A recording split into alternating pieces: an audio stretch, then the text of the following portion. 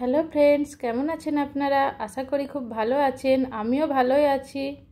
আজ আমি আপনাদের সঙ্গে লাউ ডালের রেসিপি শেয়ার করব।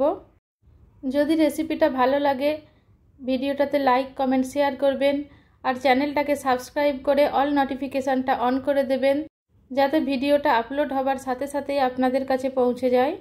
এই রেসিপির জন্য এখানে হাফ কাপ মুগ ডালকে ভালো করে ধুয়ে নিয়ে ওভারনাইট পানিতে ভিজিয়ে রেখেছিলাম। তারপর আরেকবার ধুয়ে জল ঝরিয়ে নিয়েছি। প্রথমে একটা প্রেসার কুকারের মধ্যে ডালটা ঢেলে দিতে হবে। সাথেই দিয়ে দিতে হবে কেটে ধুয়ে নেওয়া কিছু লাউ, পরিমাণ মতো লবণ, হাফ টিস্পুন হলদি পাউডার, একটা চেরা কাঁচা লঙ্কা আর অল্প একটু সরষের তেল দিয়ে ভালো করে মাখিয়ে নিতে হবে।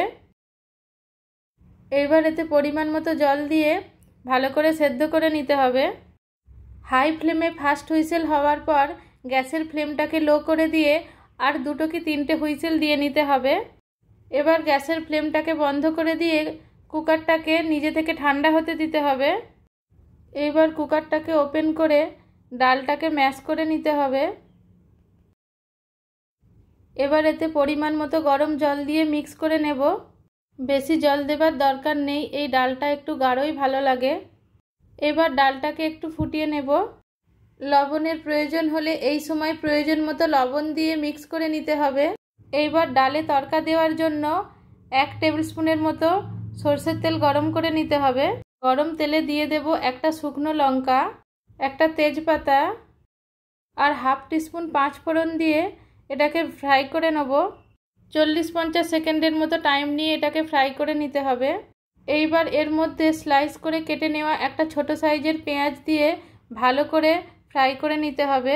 পেঁয়াজটা ভালো করে ফ্রাই হয়ে যাওয়ার পর এরই মধ্যে 1 টিস্পুনের মতো রসুন বাটা দিয়ে ভালো করে ফ্রাই করে নিতে হবে। সব কিছু খুব ভালো করে ফ্রাই করে নিয়ে এইটাকে ডালের মধ্যে ঢেলে দিতে হবে। মিক্স করে নিয়ে গ্যাসের ফ্লেমটাকে অফ করে দেব আর এটাকে কভার করে 5 থেকে 6 মিনিট স্ট্যান্ডিং টাইমে রাখার পরে সার্ভ করে নেব। তৈরি হয়ে গেল খুবই ইজি পদ্ধতিতে লাউ ডাল।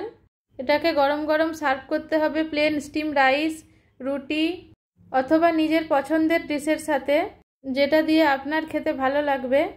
রেসিপিটা ভালো লাগলে লাইক কমেন্ট শেয়ার করবেন আর আমার চ্যানেলটাকে সাবস্ক্রাইব করে অল নোটিফিকেশানটা অন করে দেওয়ার অনুরোধ রইল, যাতে আমার ভিডিও আপলোড হবার সাথে সাথেই আপনারা নোটিফিকেশান পেয়ে যান। Thank you.